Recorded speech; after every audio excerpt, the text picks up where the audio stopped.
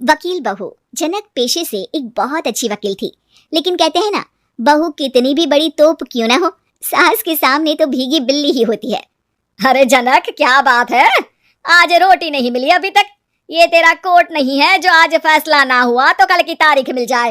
रोटी तो रोज वक्त में चाहिए। हाँ माँ जी, रोटी तो कब की बन गई, मैंने आपको कहा तो खाना खाने के लिए, आपने शायद सुना नहीं होगा। ओहो, जज नहीं हूं मैं तेरे कोर्ट की, सास हूं सास। कोई दलील फालतू की मत देना यहाँ।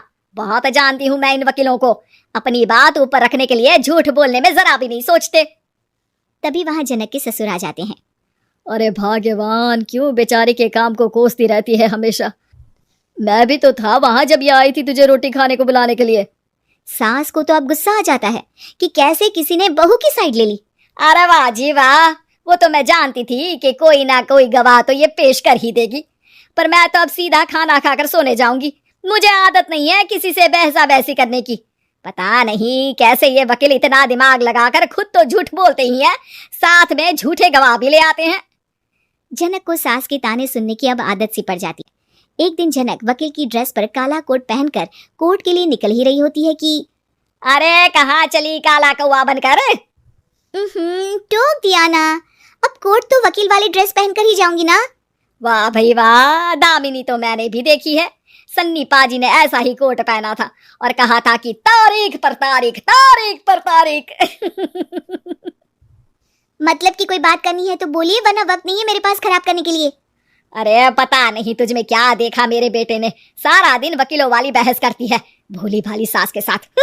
अच्छा सुन, जो इतनी बहस मेरे आगे करती है ना, जरा अपने बॉस से कर ले, जो 1 साल भी ना हुए तेरी शादी को और काले कपड़े पहना दिए। अंदर जा और लाल कोट पहन कर आ, पता तो चले कि नई नवेली शादी हुई है।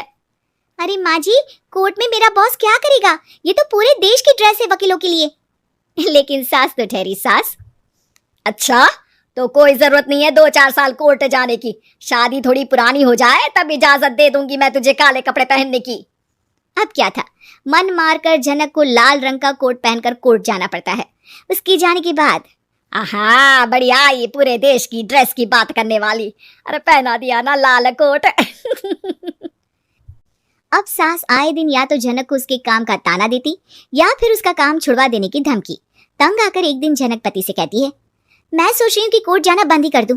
अरे क्यों यार, इतना अच्छा करियर है, क्यों छोड़ने की सोच रही हो? अरे लाल रंग का कोट पहनकर जाना पड़ता है। हर बात पर सास ताना देती है कि वकील तेज होते हैं, सवाल जवाब करते हैं, झूठी दलीलें देते हैं।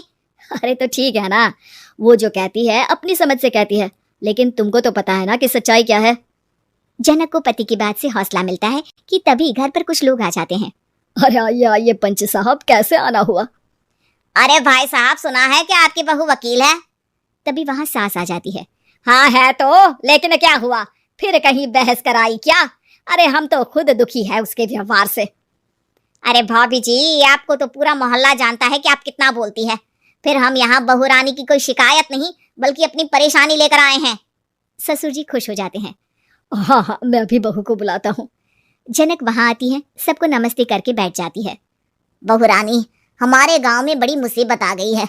अब तो पूरे गांव की जिम्मेदारी मानो तुम्हारे कंधों पर है। अरे ना ना, इससे तो घर की जिम्मेदारी पूरी नहीं होती, ये गांव की जिम्मेदारी क्या लेगी? भाभी जी आप चुप हो जाओ, यहाँ पढ़े लिखे लोगों की बात हो रही है। आप जाओ, जरा रसोई से सबके लिए चाय लेकर आओ। मैं कॉफी लूंगी।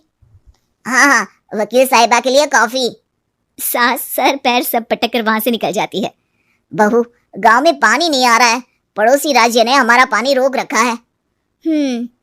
इसका मामला तो बड़े कोर्ट में चलेगा पंच जी, लेकिन ऐसा क्यों? वो राज्य हम लोगों से पानी के पैसे मांग रहा है। अब आधे गांव में पानी की सप्लाई खत्म हो गई है बहुरानी। अच्छा पंच साहब, बात गांव की है तो मैं जरूर केस लड़ूंगी। यहाँ एक बार फिर सास की एंट्री हो जाती है। अरे वाह जी वाह, ये काम करवा लो आप हमारी बहू से, बहुत अच्छा करती है। मैं हूँ सीधी सादी सास, इस लड़की ने कैसे लड़ लड़ कर मुझे साइड कर रखा है, ये तो अब आपको पता चल ही जाएगा।